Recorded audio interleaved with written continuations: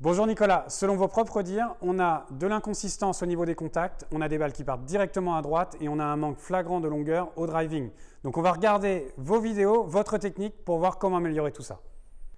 Nicolas, pour commencer, on va laisser défiler votre swing à vitesse normale, de face et de profil. Et on va voir que globalement, le swing est bien construit, il y a une bonne montée, une bonne descente, il y a de la vitesse, on a un swing de golf qui est déjà bien élaboré. Maintenant, quand on rentre dans le détail, quand on fait des arrêts sur image, on va voir des éléments techniques qui vont expliquer les constats qu'on a vus dans l'introduction. On va commencer par une face de club qui est très ouverte en haut du swing. Très ouverte, ça veut dire quoi? Ça veut dire qu'elle pointe vers le sol, elle devrait regarder un tout petit peu plus le ciel.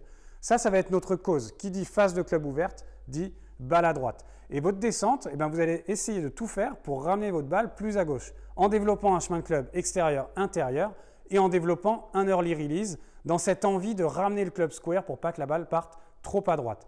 Donc ça, c'est les conséquences. L'idée, ça va être d'améliorer votre phase de club là-haut et ensuite, avec une bonne phase de club en haut, développer des conséquences inverses à la descente, à savoir un chemin de club intérieur-extérieur avec un club qui se referme au travers de la balle. L'exercice, Nicolas, pour redresser votre phase de club, il va être très simple. On va exagérer l'inverse. Vous avez une phase de club très ouverte, on va mettre une phase de club très fermée. Et comment est-ce qu'on va faire cela?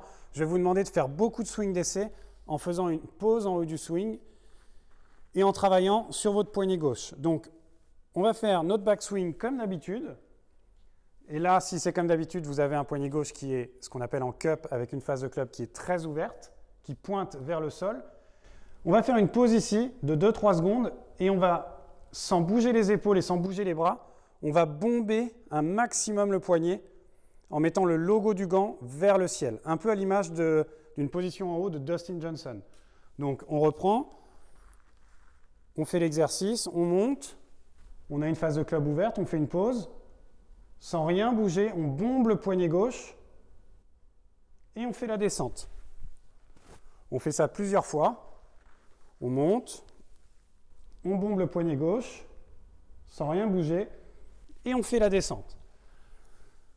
Ensuite, vous allez commencer à mettre une balle et vous allez voir que la balle, au début, elle va partir à gauche. Ce qui est normal parce qu'avec votre chemin de club habituel, plus l'envie de décasser trop tôt, cette balle va partir très à gauche. Petit à petit, vous allez sentir, avec cette phase de club fermée, que vous êtes obligé de développer l'inverse, un chemin de club intérieur et plus de release. Si jamais vous ou votre professeur avez ce petit ustensile qu'on appelle le swing guide, il est aussi très intéressant. On le met en position fermée, à savoir partie droite du club.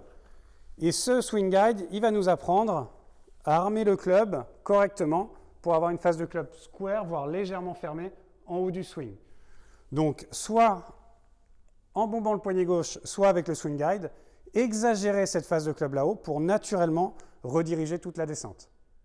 Nicolas, on résume. La cause de vos problèmes, c'est la phase de club qui est très ouverte en haut et qui va engendrer des conséquences qu'on va dire négatives. Chemin de club extérieur-intérieur et early release. Et ça va entraîner tous les constats que vous avez pu voir dans votre jeu.